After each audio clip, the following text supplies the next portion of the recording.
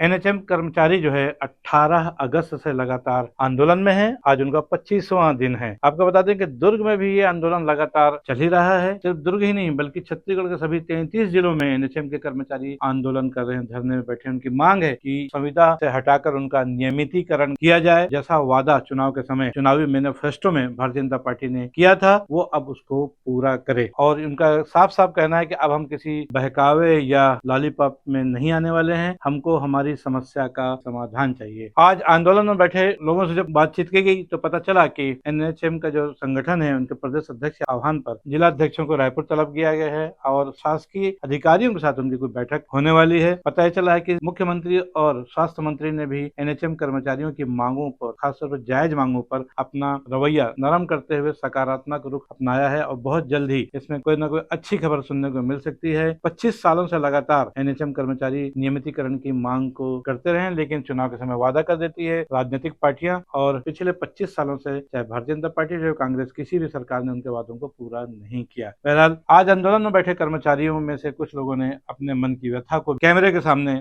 व्यक्त किया। आइए सुनते हैं उनसे उन्हीं की जुबानी उनके दिल का दर्द। देखिए, आज हड़ताल का 25वां दिन है और आज प्रांताध्यक्ष के आह्वान पर हमारे जिला अध्यक्ष और उनकी टीम रायपुर गई है, जो बैठक का आयोजन किया गया उसमें। इसी तारतम्य 25वें दिन भी हड़ताल जारी है और लगातार हमारे द्वारा मांग की जाइए ग्रेड पे नियमितीकरण और संविलियन के लिए। इसके परिप्रेक्ष्य में यह कहना चाहूँगा कि शासन की ओर से भी सकारात्मक पहल जारी की गई है और स्वास्थ्य मंत्री और मुख्यमंत्री का रुख अभी सकारात्मक हुआ है। हमें सूत्रों से ज्ञात हुआ है कि वो लगातार हमारी मांगों पर, जायज मांगों पर सकारात्मक पहल जारी रखे हैं और हमें उम्मीद है कि इसी तारतम्य में उनके द्वारा सकारात्मक पहल की जाएगी और जल्द से जल्द अधिकतम से अधिकतम मांगे, जिसमें कि ग्रेड पे और नियमितीकरण प्रमुख है, वो सरकार द्वारा लिखित रूप से जारी की जाएगी। देखिए, मैं आपको बताना चाहूँगा कि कल ही महाराष्ट्र शासन की ओर से भी एक लेटर जारी किया गया है, जिसमें कि वहाँ लगभग 40,000 की संख्या में जो एनएचएम के कर्मी है उनके संविलियन कर दिया गया है। तो हमारे यहाँ तो मात्र 16,000 है। हमारे घिरे हुए आजू बाजू के सभी राज्यों में संविलियन किया जा चुका है और छत्तीसगढ़ एक प्रमुख राज्य है जिसमें एनएचएम की संख्या लगभग 16,000 से ऊपर है। ये बहुत ही आसान तरीके से इसको संविलियन किया जा सकता है और इसकी फाइल काफी आगे बढ़ भी चुकी है। पूर्ववर्ती सरकार में नियमितीकरण के रूप में केंद्र सरकार को प्रस्ताव भेजा जा चुका है और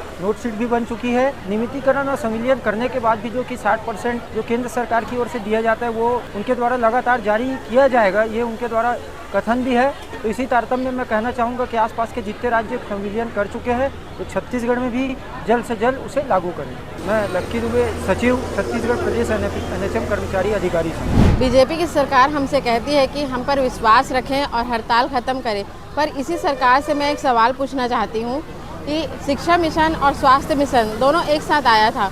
अभी स्वास्थ्य मिशन के लिए कहा जा रहा है कि कोई ऐसी नियम या शर्तें नहीं है जिससे हम इन्हें संविलियन करें या ग्रेड पे दें, लेकिन इसी शिक्षाकर्मी को, इसी बीजेपी की सरकार ने 1 लाख शिक्षाकर्मियों को संविलियन दिया और हर बार वो हड़ताल में आते हैं और अपनी मांगे पूरी करा के जाते हैं। तो हमारे लिए क्यों हमें हमेशा नज़रअंदाज करती है सरकार? इस नज़रअंदाजगी का हमको बहुत बुरा लगता है और सरकार को हमें हर बार इसी प्रकार नेगलेक्ट करते आ रहे हैं। तो ये मैं कहना चाहूँगी सरकार से कि हमारी मांग को भी सुने। हम भी वह फ्रंट लाइन वर्कर हैं जो सारी सेवाएं देते हैं हॉस्पिटल में। जब भी कोई बीमारी आती है सबसे पहले इन्फेक्शन का डर हमें ही रहता है, तो सरकार हमें हर बार अनदेखा कर रही है। ये अनदेखी सही नहीं है हमारे लिए। तो सरकार से मेरा हाथ जोड़ के निवेदन है, बीजेपी की सरकार पे हमें विश्वास है। इसी बीजेपी की सरकार ने शिक्षाकर्मियों को संविलियन किया है।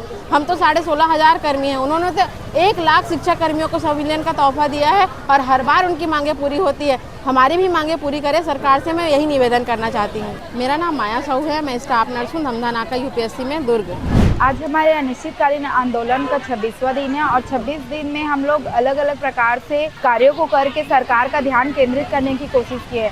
मैं शासन को ये बता देना चाहती हूँ कि हम सरकार के विरोध में नहीं है, हम सिर्फ सरकार का ध्यान केंद्रित करने के लिए ये जो गतिविधि है, जो हम सद्बुद्धि यज्ञ कराए, जो हम मुंडन कराए हैं, केस दान किए हैं, जो हम संविदा प्रथा की रैली निकाले हैं, जो हम क्या बोलना चाहिए लोक नृत्य के माध्यम से सरकार का ध्यान केंद्रित करने के लिए हम कुंभकर्ण की सरकार जो नींद में सोई हुई उसको जगाने का प्रयास किए हैं। और आज का जो थीम था हमारा आधी रोटी आधा पेट, जीवन चढ़ गया संविदा के भेंट। और सचमुच मेरे साथियों, मैं ये बताना चाहती हूँ कि एक नियमित कर्मचारी के ही जैसा हम संविदा कर्मचारी भी काम करते हैं समय पे, सेम समय पे, उनसे ज़्यादा टाइम तक हमारा जो वर्कलोड रहता है वो अधिक मात्रा में रहता है, लेकिन बारी जब काम के देखते हुए जो पेमेंट की आती है उसमें उनके कंपैरिजन में हमारी सैलरी बहुत कम है, ना ही हमें किसी भी प्रकार की कोई सुविधा दी जाती है।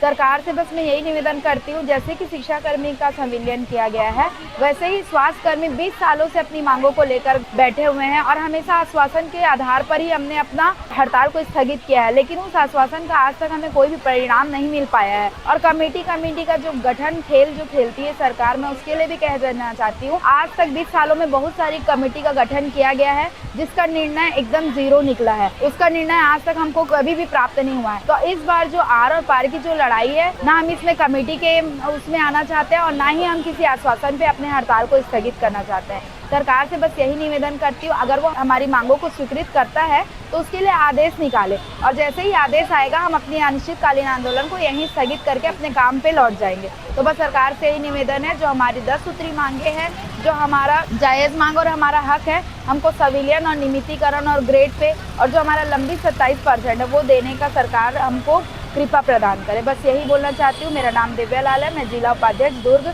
NHM कर्मचारी संघ से। मैं ये चीज़ आपके माध्यम से रखना चाहती हूँ कि आज हम लोगों का हड़ताल 26वां दिन हो गया है, लेकिन प्रशासन द्वारा किसी प्रकार का ध्यान नहीं दिया जा रहा है।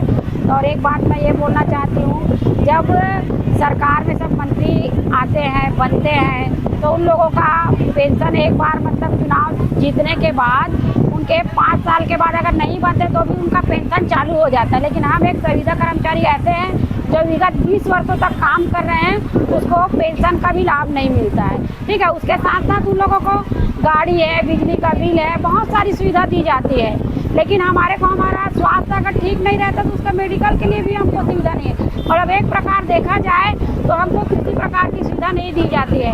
और मंत्री लोगों का आए दिन जब भी कैबिनेट का मीटिंग होता है तो उन लोगों का सैलरी दुगुना हो जाता है और हम लोग इतने साल से काम कर रहे हैं तो वही आधा पेमेंट में ही काम कर रहे हैं, जिससे ना हमारे परिवार का खर्चा चलता है, ना हमारे बाल बच्चे पल सकते हैं, ना हम अपने बूढ़े माँ बाप को सेवा दे सकते हैं, ना उसको किसी प्रकार का कहीं अगर भेजना भी है घूमने फिरने के लिए, बुजुर्ग हो गए तीर्थ यात्रा भेजना, कहीं भी भेजना, उसके लिए भी हमारे पास एक पैसा भी नहीं रहता है। लेकिन यही मंत्री लोग अपने परिवार को या किसी आम जनता को जिसको जीता है उसको ही सैर सपाटा करने के लिए अलग से बहुत सारी चीज़ों की सुविधा कर देते हैं, लेकिन हमारे परिवार में हम लोग खुद उसको सेवा नहीं दे पाते हैं। तो मैं माननीय मुख्यमंत्री, माननीय स्वास्थ्य मंत्री से यही अनुरोध करूँगी कि हमारी जितनी 10 सूत्री मांगे हैं उस पर जल्दी से जल्दी तत्काल निर्णय लें और हमको आदेशित करें ताकि हम अपने काम में लौट जाएं और आम जनता को जो असुविधा हो रही है वो असुविधा ना हो और हम अपना सेवा दे सकें। मेरा नाम सत्यभामा मानीपुरी है, मैं महिला संयोजक के पद पे अपने